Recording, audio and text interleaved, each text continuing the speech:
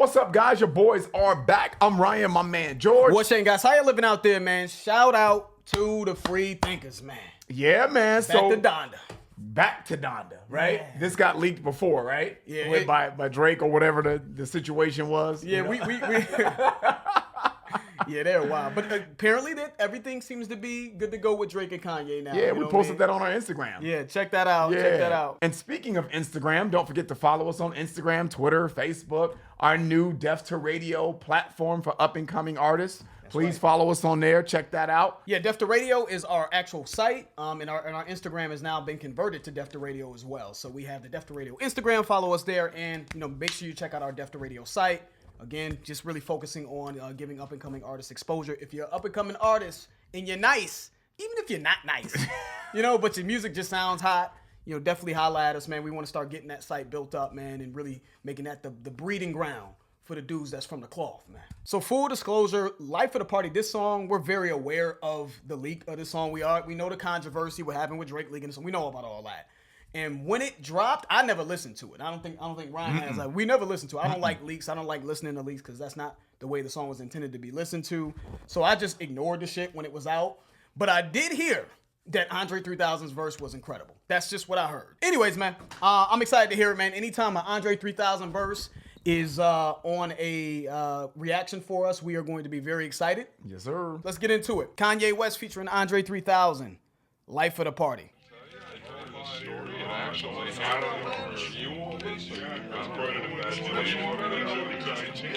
It's after hours at that glamorous night spot, and you're taking it easy, swapping personal experiences. Let's listen in America today. Life of the party, and I almost fine. So far, It's the life of the party. before this song does whatever it's supposed to do, I want to say something positive, okay? What I mean? It's been a little rocky. Me and Kanye's music has been a little rocky over the last couple years, okay? I've liked some stuff. I haven't liked a lot of stuff, but it's been up and down. Before this song starts, all I know is when I hear those soul samples and I hear Kanye, soul samples, Kanye, it gives me mixture, huh? It is giving me relief already. Okay. So I'm just saying, I just think he does that very well. That's just me. That's my opinion. I like Kanye when he's in that bag. I do. It's my favorite Kanye. So I think that unless the song gets on some other shit, I want to point that out. Something positive. Okay.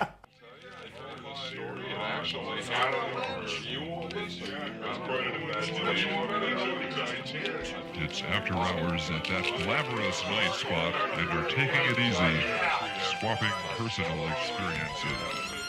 Let's listen in America today. Life of the party, and I almost fine. It's the life of the party. To think I could have almost died. Go help us. Yeah, it is. Hey, Miss Donda, you running to my mama, please tell her I said say something. I'm starting to believe ain't no such thing as heaven's trumpets. No after over, this is it done. If there's a heaven, you would think they let you speak to your son. Maybe she has in the form of a baby's laugh. I heard I love Andre 3000, man. Yeah, he can rap, dude. Isn't he just a great human poet. being? He's a poet. He's just a great human being, though, right? So to even think, because that something could potentially be special it doesn't take long for you to see it when certain things are done. So I know that makes absolutely no sense to you guys, but when he says, "Hey, Miss Donda," for him to approach it from that vantage point, I just think it automatically starts to pull at your heartstrings, but for the fact that he even approached the song that way. So that's what happened. And just now hearing that, I was like, oh, okay, yeah, here we go. You know what I'm saying? Yeah. Hey, Miss Donda, okay. Go help us. Hey, Miss Donda, you running to my mama, please tell her I said say something. I'm starting to believe ain't no such thing as heaven's trumpets. No after over, this is it done. If there's a heaven, you would think they let you speak to your son. Maybe she has in the form of a baby's laugh. I heard passing by in a stroller, reminding me, hey, keep rolling on, no. Maybe she has with the prick of a blade of grass I've been laying on way too long. Got me itchy, got up and roamed a little more. Miss Donda, you see my mama, tell her I'm lost. You see, she'd always light a cigarette. We talk, I would cough, exaggerating a little bit so she get the point. Trying to get her to stop smoking. I would lead and fire up a joint till I quit.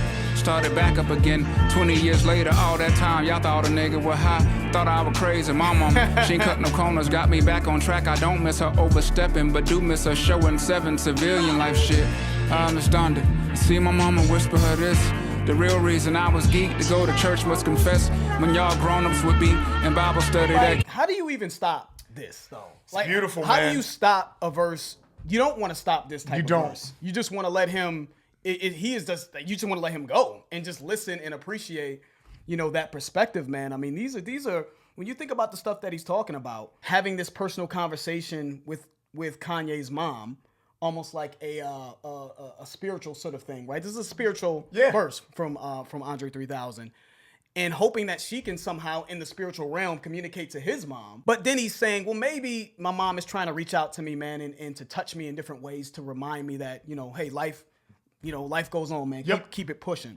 And he had this beautiful sort of way of saying that, right? Like maybe my mom is trying to reach out to me through a baby's laugh that I walk by on the street, and as the baby's being pushed, maybe that's my mom trying to say, hey, maybe I was down that day and I'm roaming around, and I hear a baby's laugh and it gives me sort of this sliver of joy, right? Or maybe it's in the form of a blade of grass that's pricking me. Maybe I'm just laying around too long and maybe I'm depressed. Yep. It's making me itch. Maybe I need to get up and move, right? That's my mama telling me to get up and move. That is so beautiful to me. It is, man. That is so beautiful. Like, it is just, and you don't even want to interrupt. I feel like you can always identify with that because anytime I see a baby, it always puts a smile on my face. No matter what you believe in, whether it's God, heaven, whatever the case may be, that could be a way to bring you to communicate with the afterlife or whatever the case may be. But whether you believe in that is relevant, but it's just beautiful the way he wrote it. Yeah. You'll be able to look at this and see the beauty in it, man, because I think we all yearn from that, man. If we lose someone,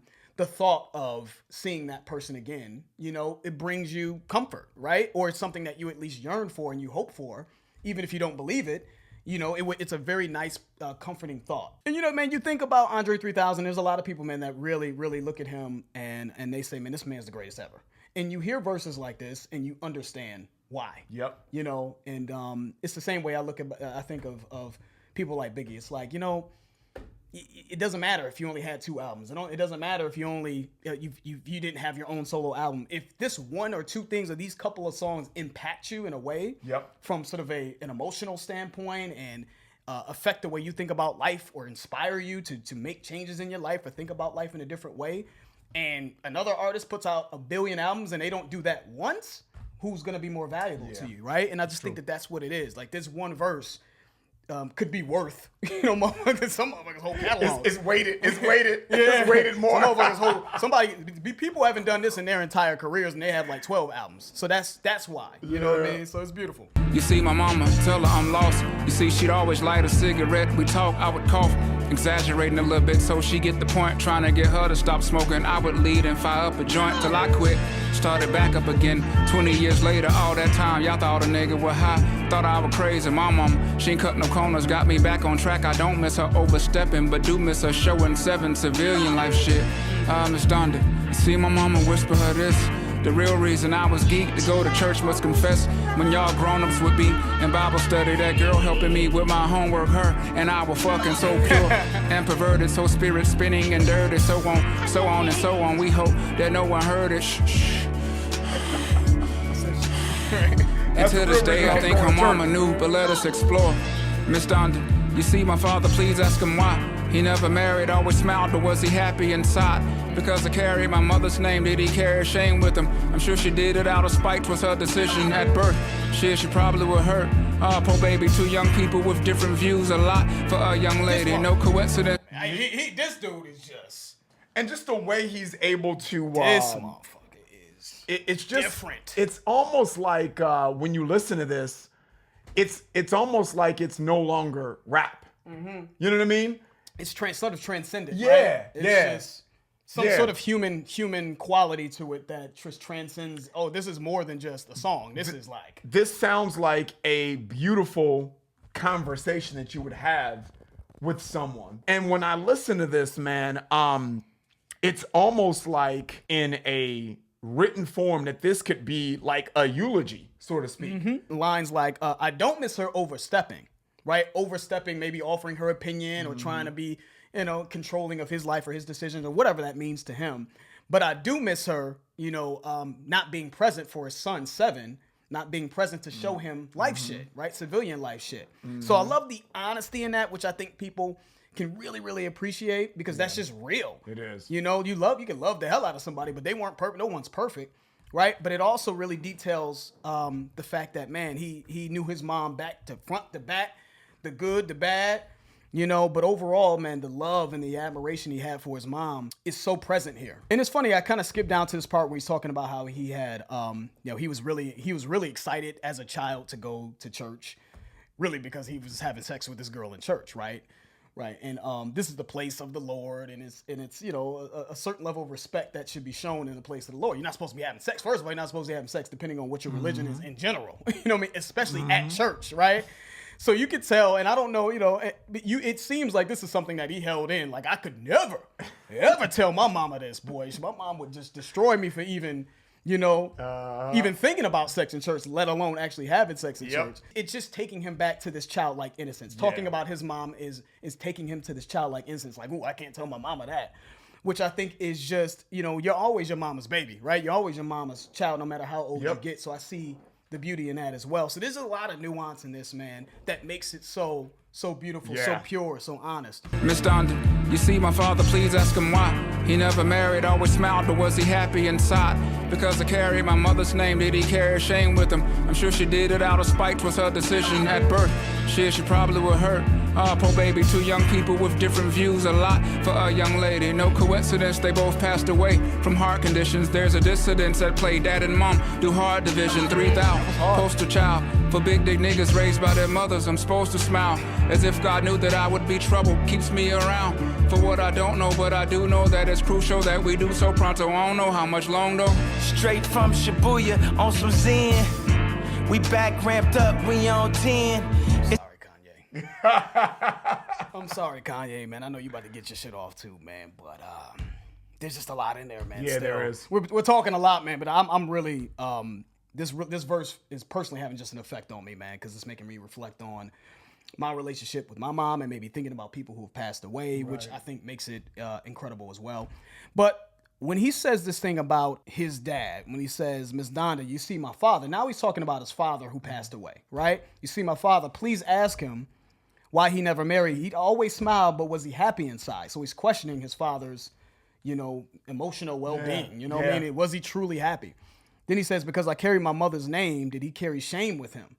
I think that shit right there is so real, and I know a lot of people could, that's a great question, a great sort of philosophical but real question to ask and personal thing to ask, especially when you come from like a broken household. I don't have any children, man, but my father, who passed away, he had 13 kids, man. So I can only imagine how he would have felt in a situation like this because he didn't marry a lot of the women that he had kids by. He just didn't. He had 13 kids, And but what he did do, man, is all the males in the family, he gave them the same middle name.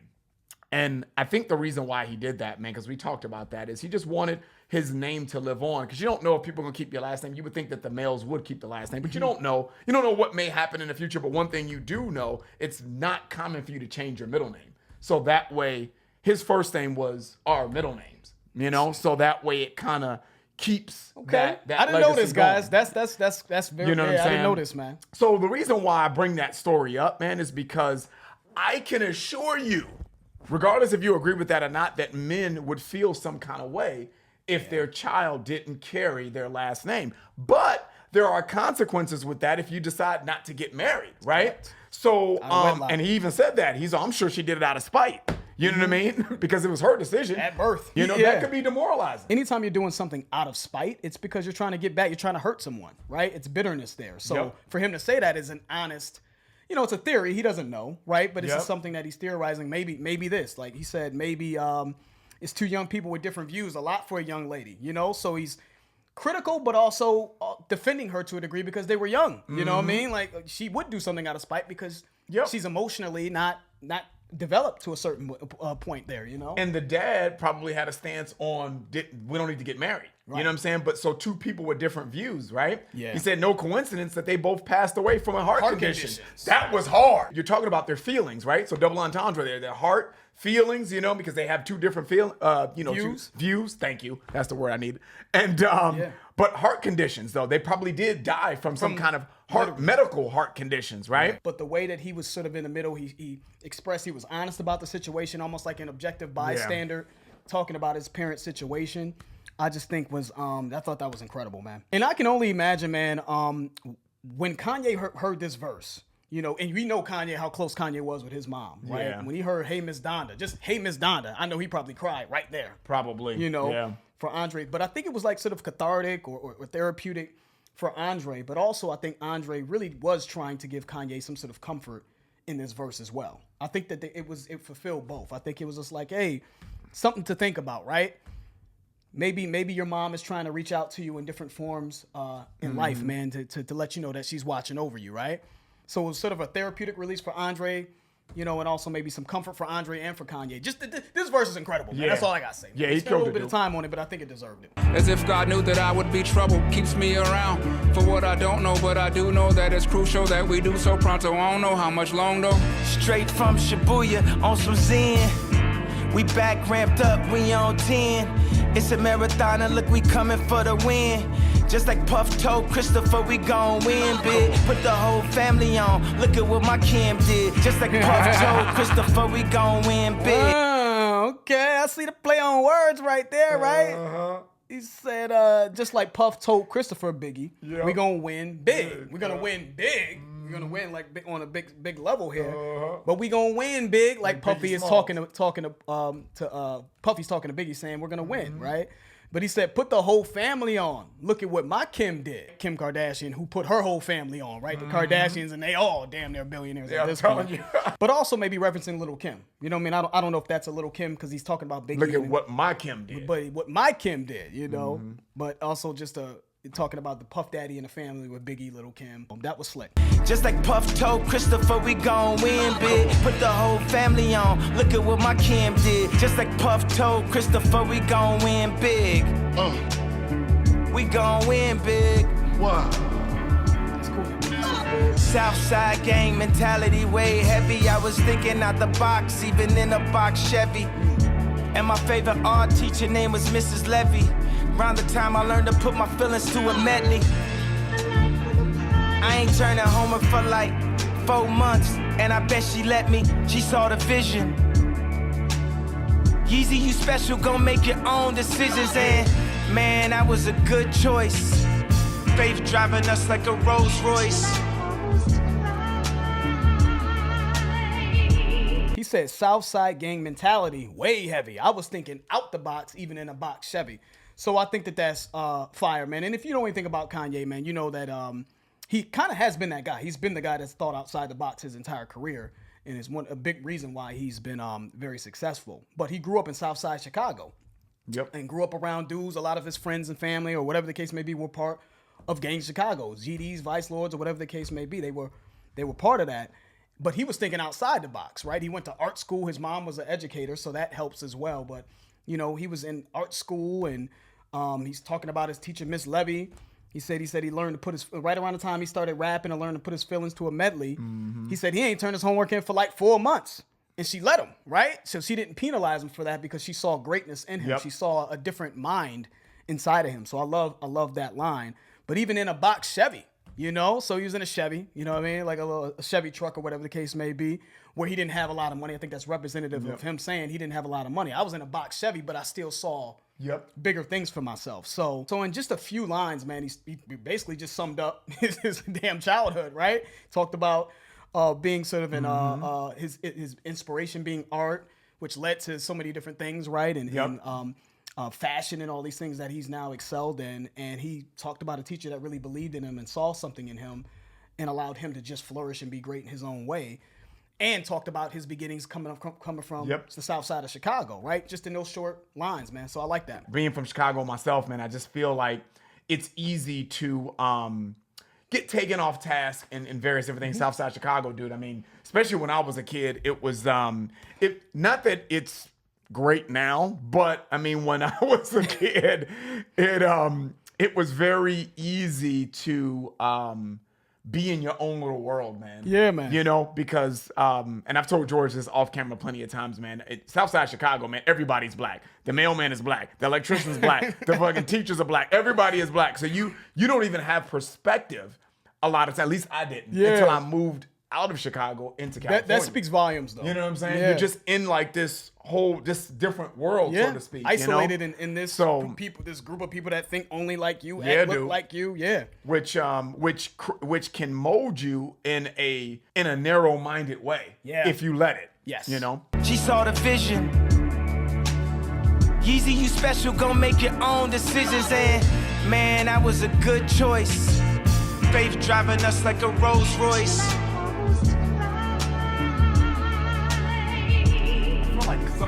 They tried to take my voice away, I ain't try to take your choice away. I just prayed a water break, just for my daughter's sake. From a slip up, fake signatures, from fake managers, it all damaged her. Good Lord, give them enough of their own rope to hang them with. The paparazzi never really got what my angle is. They treat my married life like some type of entanglement. My neighbors still dissing, wonder why I ain't saying it. I can smell the setup, that's a Tupac in Vegas hit. I reveal myself and some don't know what to make of it. He said, my neighbors still dissing, wondering why I ain't saying it. I can smell the setup, that's that Tupac in Vegas hit. So his neighbor, I'm assuming, I could be wrong, he's speaking of Drake because Drake lives in Calabasas, very close to him, and we know that Drake on the Travis Scott song, Sickle Mode, you know, when he's the little slick talk about, crept round the corner, down the light, at the light, basically down the street, I could get you, you know, whatever. Y'all know what's up with that, right? Yeah. So I think he's referencing Drake. He said he's still dissing me, wonder why I ain't saying it, you know? And he said that's that Tupac in Vegas hit, right? The setup. And which I believe he believes that Tupac was set up in Vegas, right? And which led ultimately to his death.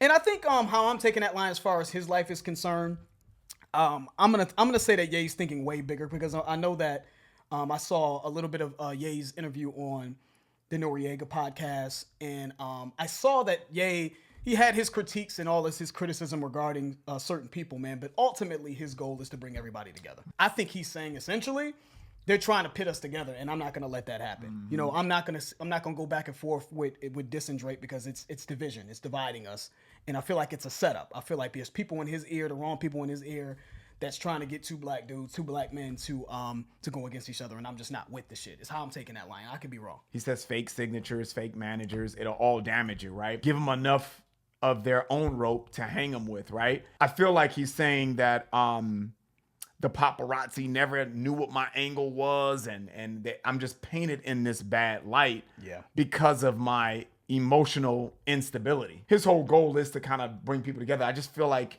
the journey in which to get there gets muddied, you know what I mean? And how he does it, you know? He doesn't do himself any favors sometimes because he's not perfect. Ye fans, he's not perfect. No one is. No one's perfect. No one is, man. But still, though, you know, you can't rescind actions, right? Yeah. You can apologize for them, man, but they come with consequences, man. When he says they tried to take my voice away, I ain't try to take your choice away. I think he could be referencing a lot of things, but maybe one of the things here is the when he was in support of Trump. And I could be wrong. I don't know. Because he said they tried to take my voice away. They tried to silence him. And he had the situation with TMZ and paparazzi, like you were saying, Ryan, trying to paint him in a light that wasn't really accurate to how he truly is and what his goals are. When he said slavery was a choice or whatever. So they tried to take his voice away as a result of that and tried to smear his name. So I'm just trying to make it make sense with that line. I just prayed the water break just for my daughter's sake from a slip up. But then going back up, maybe I ain't trying to take your choice away. I just prayed the water break. Could be referencing when Kim was pregnant with his first child. You know what I mean? Just for my daughter's sake from a slip up. It was a slip up, meaning we didn't plan to have a child. Right? You know what I'm saying? But we have the child. So he didn't want to take her choice away. Maybe he just didn't think it was probably the right time, or maybe they just had some sort of disagreement with when to have children. I don't know. So I think it's all tied into his beliefs. The line may be specifically referencing the situation with his first child, but I think his overall belief is to not take children. Right. You know what I'm saying? It's for people to not have abortions. Because he mentioned that in the interview about opening orphanages as a way to negate that. You know, I mean, if people aren't ready to have children, you're not going to make someone have them. Just give them to us and we'll raise them. Because he sees the value. Take. Yeah, I could be way off. I'm just trying to get inside Kanye's head here, man. Because I feel like he's jumping around to a lot of things. I think that's what Kanye does, even in interviews. He has these.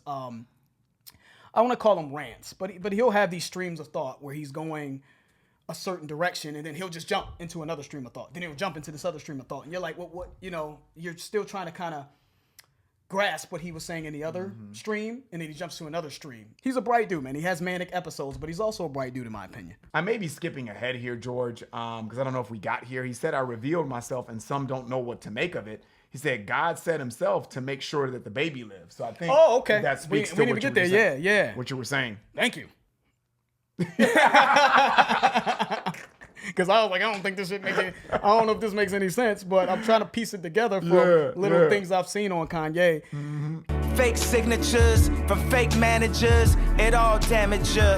Good Lord, give them enough of their own rope to hang them with. The paparazzi never really got what my angle is. They treat my married life like some type of entanglement. My neighbors still just and wonder why I ain't saying it. I can smell the setup, that's a Tupac and Vegas hit. I reveal myself and some don't know what to make of it. God said himself to make sure that the baby live. And if they ain't here, then tell me who gonna say this shit. Wait a minute, wait a minute. Let me stop playing with it. Hop in the land with it, hop in the land with it. In a damn pandemic, never Uncle Sam gotta have his damn hand in it. Listen, straight from Shibuya on some Zen. I'm on 10. It's a marathon and look, we coming for the win.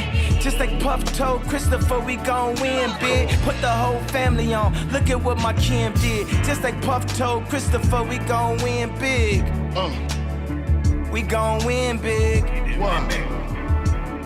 Do y'all feel me? Really? Get off scot-free, I'm talking really. Get off our knees, that's if you're with me. Get off your knees, that's if you're with me. Get off your knees and let's get free. Get off your knees and let's get free. Really, I mean really. Really, I mean really. I need release. I don't need police. I'm like nigga police. That can me, that with me. For the real me, for the real me. I've been winning. Alright, let's give a shooter to the. You ready, mama? I'm so proud of you. Yep. You're gonna have so much fun. Shoot us in the air, mama, okay? Come on, Pete, I got you. It's okay, mama. Hold your head back. Hold your head back. 2, 1. Come on.